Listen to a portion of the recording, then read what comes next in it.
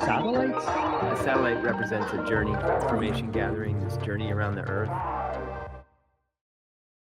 Hey, yeah, so I was just saying, like, you're wearing the classic tee. I was wearing my hoodie, but I changed because I was like, that shabby hoodie I've worn, I think, for a few episodes. It's like, those game shows or whatever you always hear when they'll record like the whole week in one, like on Monday, they'll do. Oh, yeah, totally. Yeah. Like The Price is Right, but they'll do all 5 episodes. I wonder what, like, that seems like such a cush job, if you're like the host of The Price is Right and you record all your episodes for the week on Monday, and then what do you do? I guess you do. You sit in some post-production meetings, maybe. Maybe, and maybe you collect like antique cars and like what's his name? Yeah, for sure, like Jay Leno, or Jerry Seinfeld. What about do you remember what was the L.A. Stories? I think that was the movie with Steve Martin. Was that called L.A. Stories? Yeah. Where he was a weatherman, and he was like, because it was L.A. His joke. I mean, I think the movie joke was that he would record the weather, the week's weather on Monday. Oh, totally.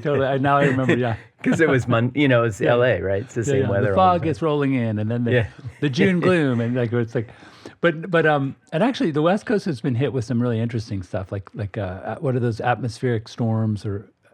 Yeah, I never heard that term atmospheric river until maybe three or 4 years ago. I was like, what the hell's that? Atmospheric river. What's the other? Oh, the other one was something like. There's an Arctic thing that slides down and gets to Florida. Yeah. I forget what well, that's then there's the Sharknado. Oh, no, that's not a real thing. Sharknado.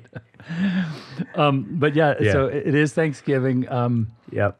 A lot has happened this week. I've been. Yeah, you were on a deadline, man. What's going on? I was on a deadline. An old friend reached out who is a kind of like one of those. He studied in India, like classical instruments in India, and like learned how to play the tablas, and like Zakir Hussain was his teacher and stuff. And so he makes like those world music / India sounding related thing. So he's doing this world music piece. He's very political, and he's trying to do a piece with like an Iranian, an Israeli, some dude that actually played drums for the Doobie Brothers. It's like, okay, yeah, like he's like grown up. I mean, he still has a white ponytail, like your dad. What's the Doobie Brothers genre called? It's like, so isn't it Southern rock? Was it? I thought it was Southern rock. Just Southern. No. The Doobie, that's more like Leonard Skinner. The Doobie Brothers is like weed rock. Weed rock. No, there's a good name for it. There's a documentary on HBO about that genre. Really? Didn't they? Yeah. Didn't at one point they painted their airplane to have like the wrinkles of a joint with like the. No, I think you're thinking of like.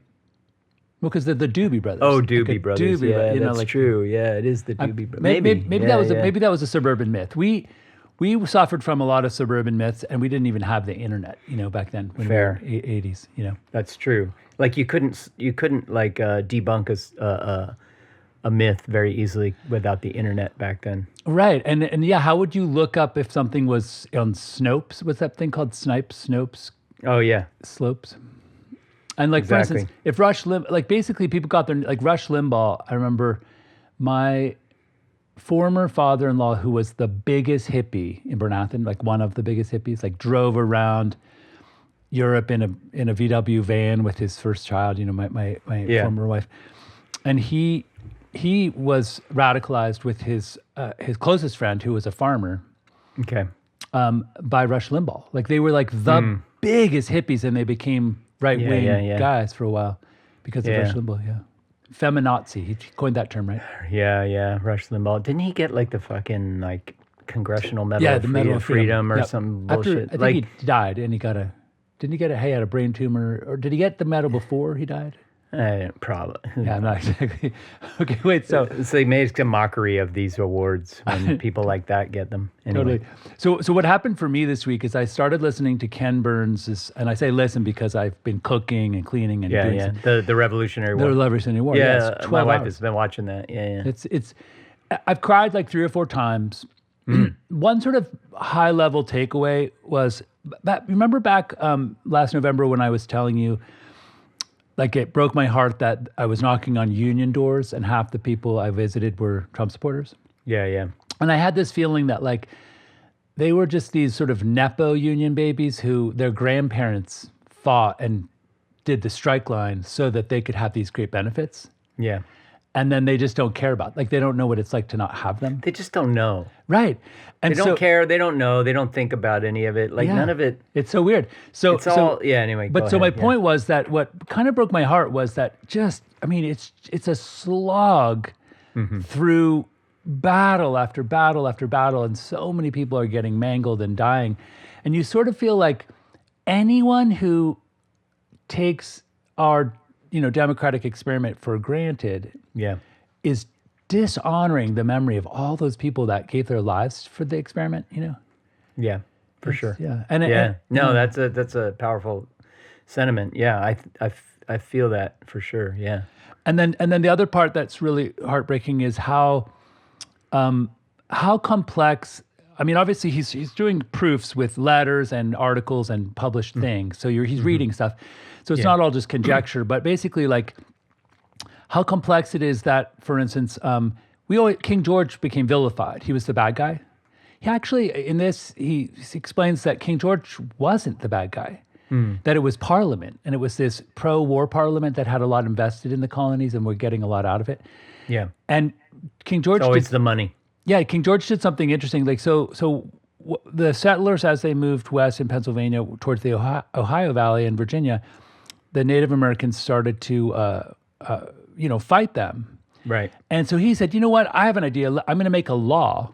This is one of the kind of motivations of the spark of the independence movement. Yeah. A law is that no one can move west of the Appalachians and just leave that land for the indigenous people, and then we're done. Like that's, and that, like George Washington was like, forget that, man. Like he had a land speculator broker dude, and he was like, yeah, go get some land, get the best land, go to the Ohio River Valley, which was like, the Fertile Crescent, and so you realize that, and then of course all the slaves, and then the fact that there was like the British. Anyway, it's such a complex story, and I think in school we boiled it down to being like us versus them, the British. Oh yeah, we get the sort of the simple romanticized version. But yeah, my wife was just telling me about that very same thing. Like one of the, we always hear like no taxation without representation, and the Tea Party and these sort of things.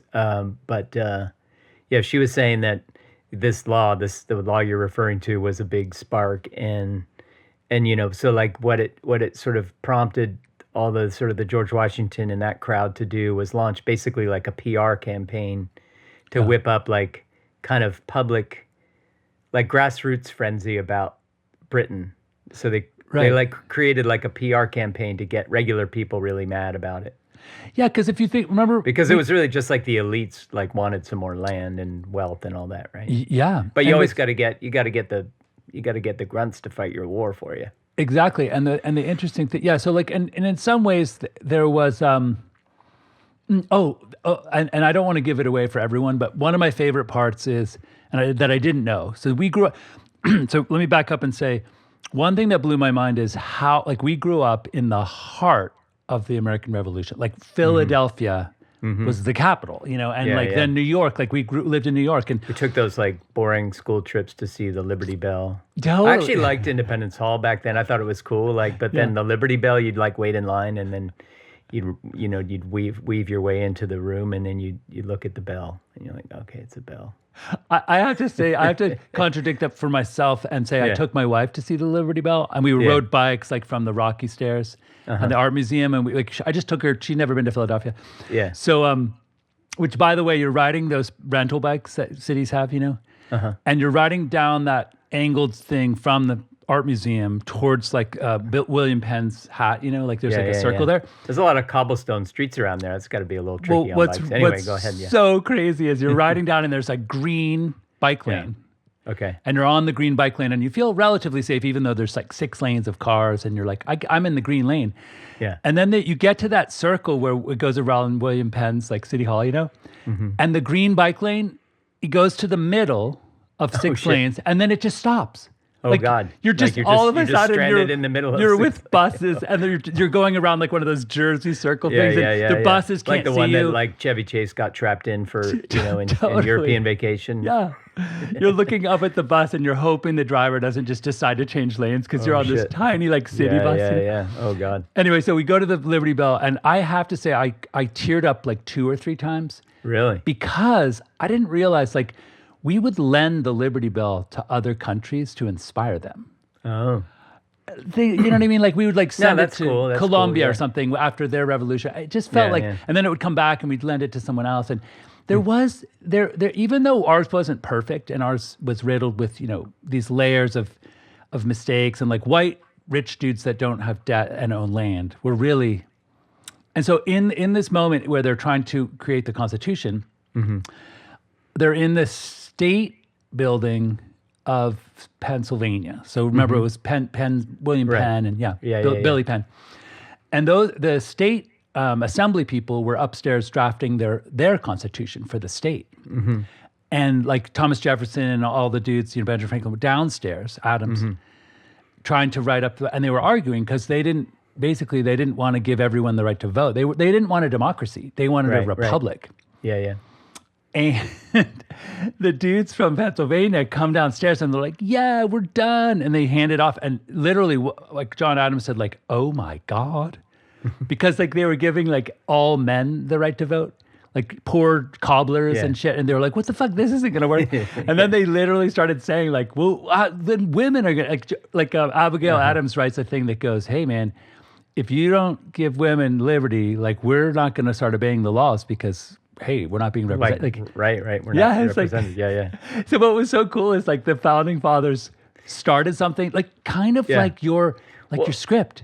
It's like that. It's like that. Literally, it's like they. Well, I mean, so I remember, like we took that school trip so many times because we grew up around there, right? So I remember when I took my wife to Philadelphia, I was really moved by being in Independence Hall and like in those rooms and just kind of that sense of like how much history happened right here, But I don't know, the Liberty Bell, maybe it's just because I saw it so many times as a kid. It's just like, oh, it's a bell. It's the bell again, right? Like there's something about the symbol just didn't grab me, but I hear what you're saying. Like it's cool when you talk about that how it was used. How it was actively used as a symbol, like sent to other countries and stuff. For me, it was just like, oh, you see it on every small business around there has like some way of using the Liberty Bell in their logo and shit. You know what I mean? Like it's the Kokopelli it's like Kokopelli, right? You just like, you grow up with it and it's like, here's the Liberty Bell. Can I please I waited in line for 45 minutes to see a bell for 2 seconds, right? Like, I think back then, I hear what you're saying. Back then, were we allowed to touch it? I feel like we were. Maybe. I don't think I think at some point in my life, I think we were allowed to touch it. Yeah. Because I feel like the oils now museums will never let people touch it, but I feel like back then we could put our hands in the crack.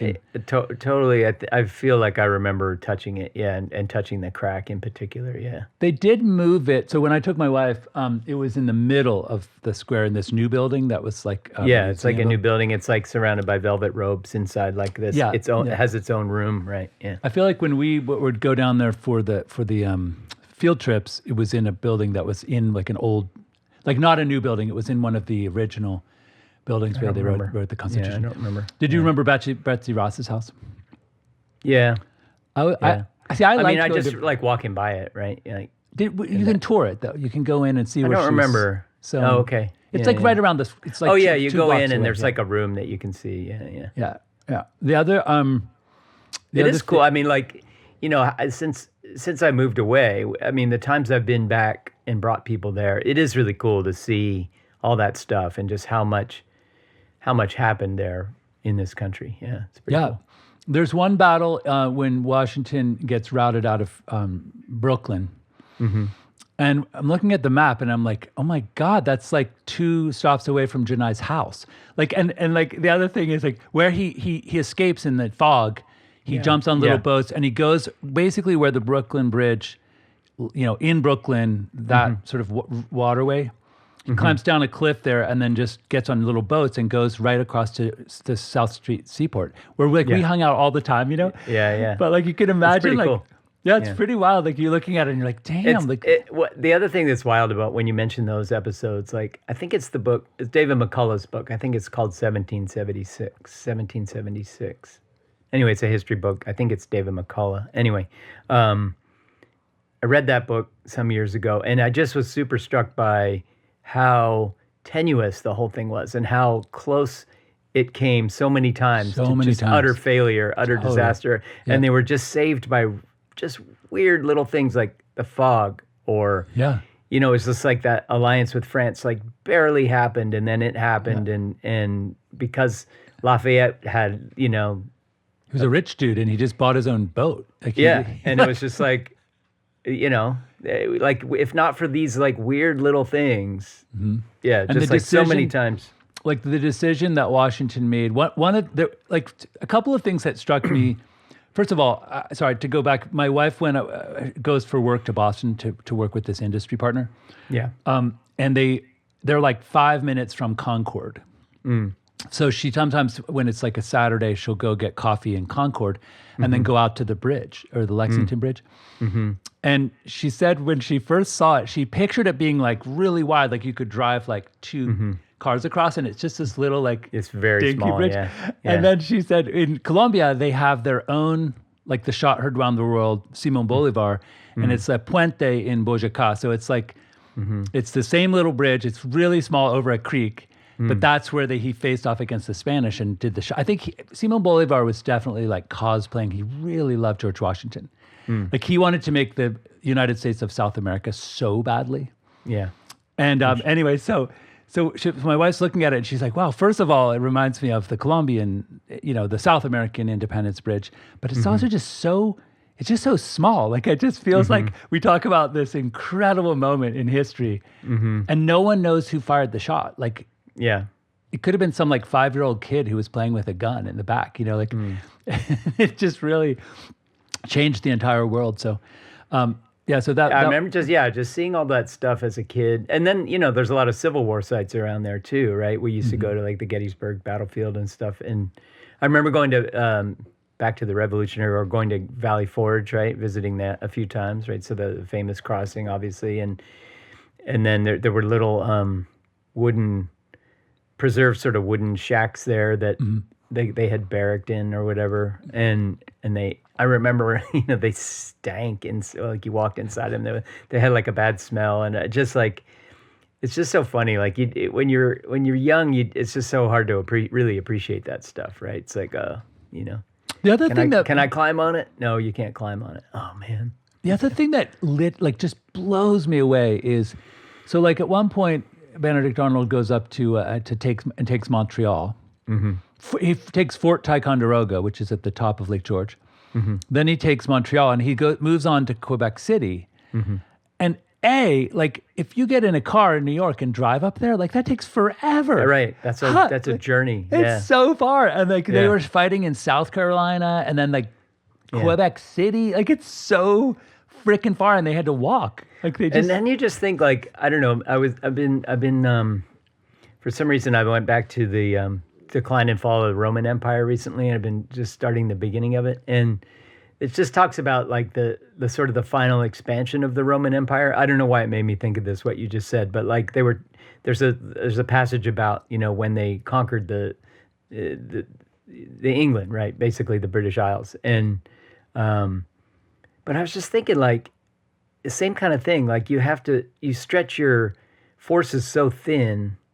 Right. And so like conquering those places is one thing. So if you're way up in Quebec City or Montreal, like it's one thing to take that city, but then what do? Like then you have to decide to hold that city and occupy it somehow. Yeah.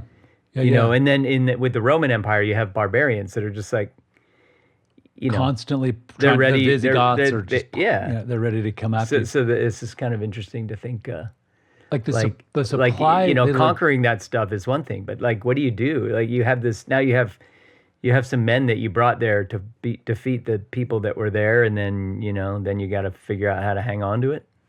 And this is kind of, this is kind of gross, but I was thinking, so at one point they're fighting, they're going to take Yorktown, like off the Chesapeake. And it's like Washington pulls up with 10,000 troops, like French troops. And I'm like, where are all of them going to poop? Yeah. It's just like 10,000 people, Yeah. like they just showed up and they're like standing outside of a fort. And it's like, they all need to go to the bathroom. Like where, that's how they got, I know, like, it's so funny. We don't think about that stuff with war, but yeah, it's totally true. Typhoid, dysentery, like we had all of these diseases. Somebody has to dig a latrine and like you have to do it over there. And they didn't have the same... They didn't have hand washing. They didn't have the same like knowledge about sanitation that we do now and all that. Yeah. And speaking of which, one of the things that pops up again and again is smallpox. In some ways, is it's like the war is a world war, and we think of it as this revolution between two parties, like the British and the rebels. And really, it's a civil war because the Tories, and then there's the Native American factor. Some of the Native Americans are fighting each other. Yeah. Then once the French join us, Spain and Holland literally say, we're not going to send troops, but guess what? We're going to go to other British colonies and beat the shit out of them. Just to sort of like force the British to spread out So they had to send troops to Indonesia, to Philippines, all over the world, right? Dude, and think about how long that shit took to, like, someone had to sail from the Philippines back to England to tell them that they were being attacked by the Spanish. Like, how the hell? Right. It took like 7 months. It seems like the world was made out of quaaludes compared to ours. Like, it just must have gone so slowly. Quaaludes, yeah. Like, it's funny. Yeah. Like Benjamin Franklin decides something, like they decide some deal in Paris or something, and then the boat has to go all the way back. I mean, it's interesting to think about, like, just developments, political developments, technological developments took so much longer. I mean, that's probably part of the reason. It just the pure mechanics of communication, right? Totally. So, because you think about, like, the early colonies, the earliest colonies in that part of the country, right? Like around the Mid-Atlantic colonies, right? And they encountered the Haudenosaunee, Five Nations Confederacy, and then the other nations that were sort of on the periphery of that. Like I think the Seneca weren't part of the Five Nations, but they were basically there. The Mohicans, I can't remember which five. Anyway, the Iroquois and the other. But then, then those were the dominant. That was the dominant culture there, and the dominant, like, powerful society of the natives, right? Like, and it was just this like sort of scattered colonies that were kind of had to basically operate within whatever kind of parameters the natives set for them at that time, because they were the boss. And but then they lived peaceably alongside the natives as they grew. They lived alongside each other for a few hundred years. Like, it wasn't just a little bit of time. They were just like they coexisted peacefully, relatively peacefully, for a long time before it started to get into conflicts and skirmishes as concepts like money and land became, points of contention. Like land ownership and borders and all that were, like, the idea of land borders was just anathema to the natives. Like, probably their supreme value was freedom. Like, freedom to move was one of those sort of like cardinal values of the natives, and the idea of limiting people's movement because of something like a border was just weird, just nonsensical to them. But then those things started to create the conflicts. They do. Ken Burns does. He does reference the fact that the Iroquois had that democracy, the Five Nations, and they had representatives and congresses, and they said that the main chief said, if we hadn't created this structure, we would always be at war. So like, this is a way for us to not be at war, to come into agreement on things. And in some ways, that was an inspiration for right. There's a lot of stories about how the Constitution and drew inspiration, or drew not just inspiration, but direct sort of influences of the Five Nations Confederacy. Yeah. Well, I have to say, this is just kind of silly, but do you ever, like, when you listen to people reading those letters, or you read them yourselves, like from like 1776, I feel like, and I know that this is a tiny subsection of society because people that were educated, I feel like they were smarter than us. Like you, Yeah, for sure. Yeah, because you and I like are they good, could actually good at talk. writing, and They read a lot. I and mean, they- they were there's- all those guys in particular were reading, Locke and Rousseau, and totally. they were deep in all that stuff. And yeah. then when they write the letter, like just back to Abigail Adams from the front line, and it's like. It's so poetic. It's like though the mists of time have moved across through the woods, and I feel its fingers touch upon our own hearth, and I long for you. And it's just like holy shit! Like they're so good at writing.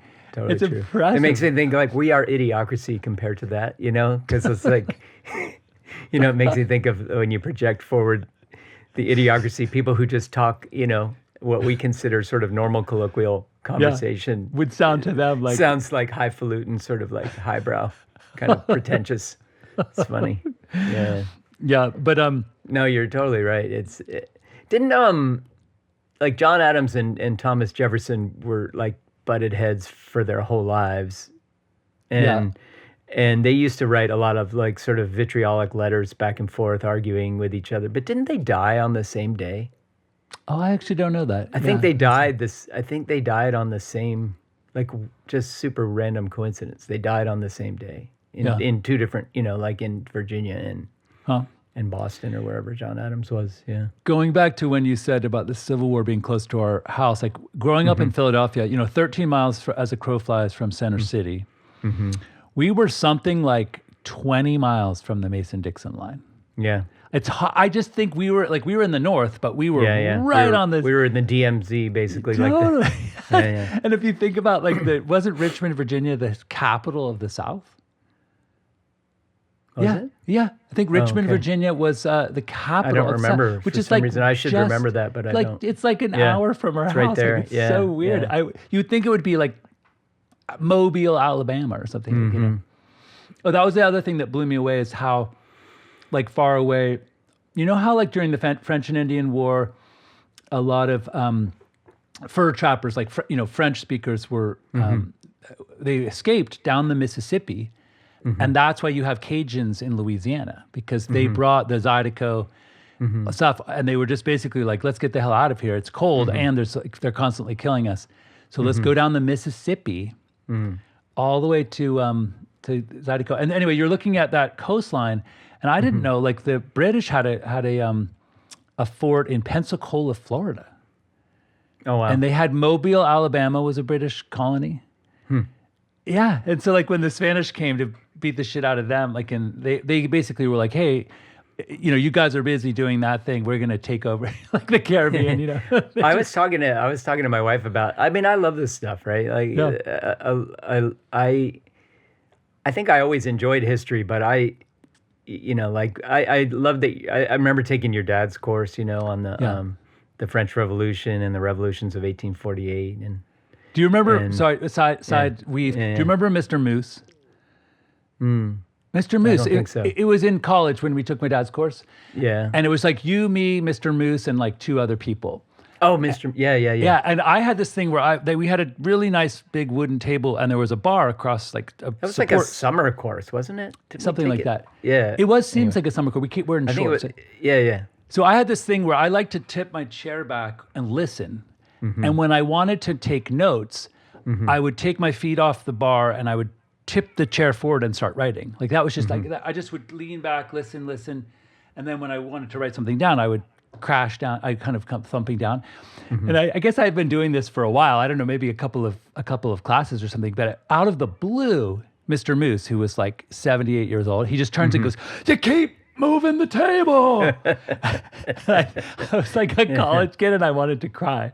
Yeah, I just felt so like I had no idea I was annoying. That's funny. Oh man, my dad was a fun teacher. He still is. Well, just that whole, just history is. I think I appreciate it more now than I did. I love reading the. Like I said, I've just been reading the decline and fall of the Roman Empire for some reason, and I've read a lot of history books this year, and I don't know. Well, that's because I always often say my dad, trained us growing up to look at the present moment and look back on history and see if you could learn lessons and apply them to what's happening now. Yeah. And like when the Pennsylvania State Coalition comes downstairs and shows their constitution, at that moment, like Adams and Jefferson, they want to make a republic. And what the guys have come downstairs with is a democracy. And if you look at the parties, it's like the Republicans and the Democrats. It's like they've been, that schism has been going on. And it's this, and interestingly enough. And they came up with a democratic republic in the end. Yeah. And there's been that tension. But interestingly enough, you could apply that and say like Thomas Jefferson, I mean, the richest man in Virginia was George Washington. He had married a woman with a widow with like 330 slaves. And he did a lot of land speculation. But he's like the Elon Musk. Yeah. You know, he wants to protect his interests. Like he doesn't want to, you know, when they say, let's free the slaves. At one point they're saying, let's free the slaves after the war. And he's like, no way. Like that's I think you can't do it. So it's really weird to see how that tension between kind of those who have the means of production and the oligarchs and those who just want pure democracy and everyone can vote and it's like and the dynamic between you, I mean, because you need public support of the kind of just the regular populace behind you. So like the weird sort of machinations they go through to try to whip up public support. And it's just so many parallels to today for sure. Yeah. The ethnic diversity of, for instance, the spark, the Concorde, the shot heard around the world. The people that were shot, it was like a Native American dude and a free former slave. Like it was like a super diverse group that had gathered there to protest. And when they get shot, it's like not just a bunch of white dudes, you know, it's like, it's fascinating to me how diverse and ethnically diverse it was. So what was it? We were talking about that's basically, I just recommend it to everyone. It's 12 hours. It's a lot of, you know, and it's in some ways like a very, very slow John Wick because it's just like, you know, like when the fight starts in John Wick and you're sort of like, let's just fast forward it because it's like cha-cha, cha-cha, cha-cha, like this. You sort of have seen them all and like he's going to take two knives. Which is like, I mean, John Wick, it's like 90% of the film is just shootouts. I like John Wick. I've watched. Yeah, I mean they're entertaining. When I'm sick, I like to watch John Wick.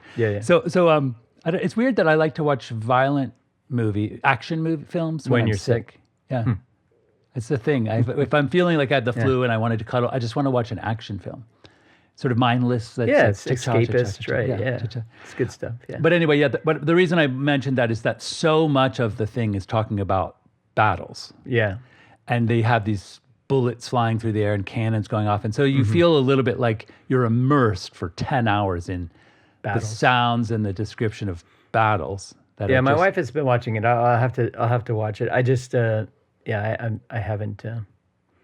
I like your way of doing it, like listening to it. You know, that'd be a good way to do it. I just put it on. Because I don't sit and watch stuff that much, but and then I cook and I was doing the vacuuming the whole house and I just had it on and it's nice. It's great. Yeah, cool. Yeah, and there's like 30 actors they hired to read the letters. It's still Peter Coyote that does like the main voiceover. It's amazing how much those two have been together. You know, I met him and I remember, when you were at that ad editing place, Yeah, and he actually broke my heart because I at one point wanted to be a voiceover artist. Like you have a voice for it for sure. Yeah, I have like a tiny little lisp. I'm not like pies. There's something that I do. Remember that? Yeah. I do remember Mrs. Mamie Mitchell, right? Yeah. She made me do it like over and over again. She made you say pies like 200 times. Pies.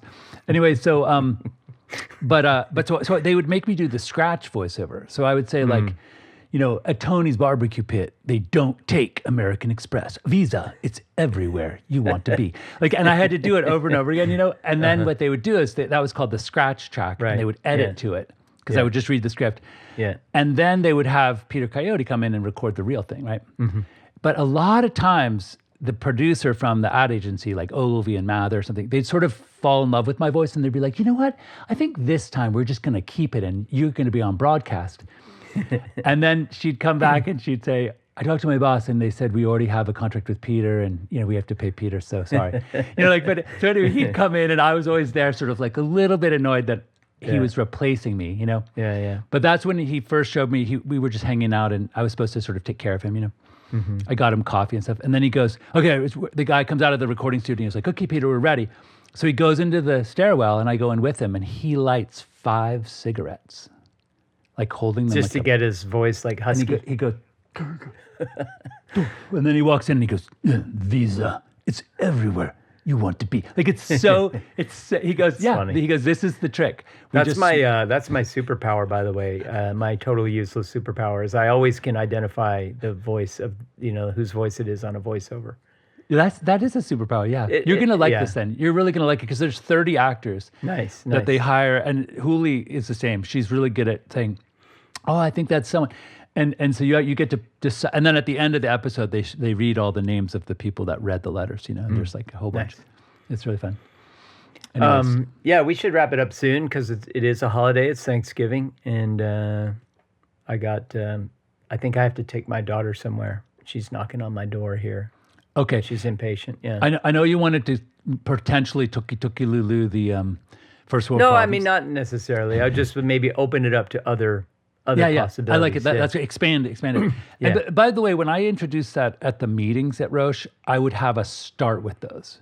And it was a way to sort of remind everyone, to get people in the mindset of like, I should be grateful for what we have. You know what I mean? That was the idea. It was a trick. Yeah, People like to do it. They would always laugh. But mine today is I was rushing to get ready and I jumped in the shower and I you know how we were talking about the USB-A cable? How 50% of the time it's wrong and you feel like the hours of wasted, you know. So I have this thing where as I get older, like, you know, you lift your shorts off the floor, especially shorts that are like gym shorts with like an inner liner. And you lift your left foot off the floor. You're holding the shorts like side to side. And then you have this like 1/1000 to get your toe through the hole. And if you don't, you fall down. If you miss it and the toe gets caught, it just jams the shorts to the floor and you sort of fall over and you're like, and you feel kind of like, can I not get dressed? Like, what's wrong with me? It's funny. But I feel like it's been happening to me since I was 5 or 4. Yeah. And I think like, oh, I'm getting old, and I can't. But it's like, no, it's been happening. I kind of have a similar.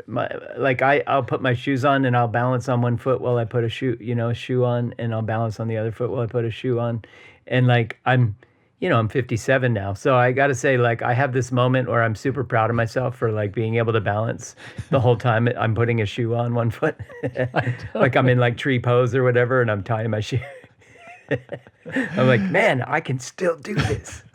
So I give like a little pat on my own back when I'm able to balance. So I put the toe. But then sometimes I do tip over, just like you're saying, like it just gets caught in a weird way. And so I have this thing because by our front door we live in the desert. We have a really dusty outside. So like we try to keep the shoes right by the door so we don't track dust around.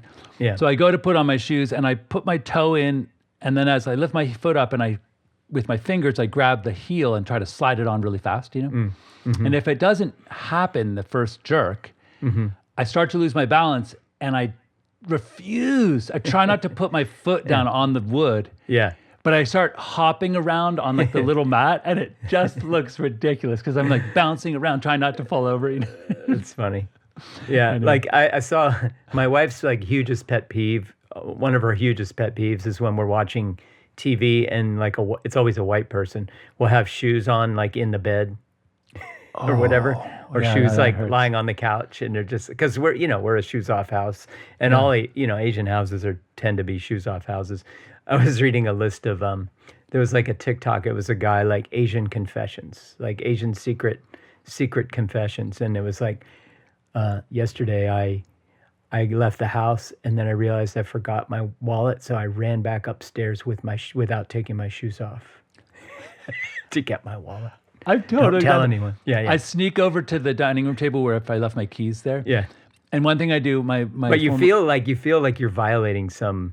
Totally. No. Yeah, you don't want to know. Oh shit! I got my shoes on. And you check to see if it left dusty tracks. Yeah. You don't want to mess up your house. My former brother-in-law owns 2 yoga studios, and he'll like go to leave the studio and he'll realize that his headphones are in the middle of the studio. He doesn't want to take off his shoes, so he'll do that thing. He'll handstand because he can do that. He doesn't handstand, but he tilts his toes up so high that there's like minimal amount of heel, and then he walks like this, tippy toes. That's funny. Oh man! All right, so since it's Thanksgiving, do you have a gratitude thing? Oh my gosh, you could drop. course. I'll share one. Yeah, go for it. Yeah. While you think of one. So I was just thinking, like, I was listening to my kids today. They were totally vibing with each other. Like, you know how siblings kind of will just almost have their own language, and they were just playing a video game together. But you know, I was just thinking of like that's one of my most sort of pleasurable. Like one of the things that just gives me instant sort of joy is when I witness my two kids just kind of totally in a rhythm with each other, just vibing. And just it's one of the things that I think is so, and it's so awesome to have siblings in a way because you're the only. That's such a unique relationship. You're the only ones in the world who know how crazy your parents are, right? So yep. My gratitude is for all the people in my life who sort of faced dire medical consequences. Mm-hmm. My wife went to the ER a few times and had a big operation. My dad just went over the handlebars of his bike, and he's fine. I mean, recently? Yeah, like a few days ago. Yeah. Wow. He looks so like he has a huge black eye, and he's got all this like bloody things, and he had to go to to go to Stamp Club. And I said, you should make a joke about Fight Club. Be like, the first rule of Stamp Club is we don't say anything about Fight Club. I love that. That's so great. The first rule of Stamp Club is we don't say anything about. I love the idea of like just like this old seniors Stamp Club, and they're just like, it's just like a cover for a secret Fight Club. That's my daughter knocking again. Okay, right, we should go. But my love to your whole family, man. So. Love to everyone. Happy Thanksgiving. Satellite Haiku. All right. Okay, bye-bye. See you, brother. Satellites? A satellite represents a journey, information gathering, this journey around the Earth.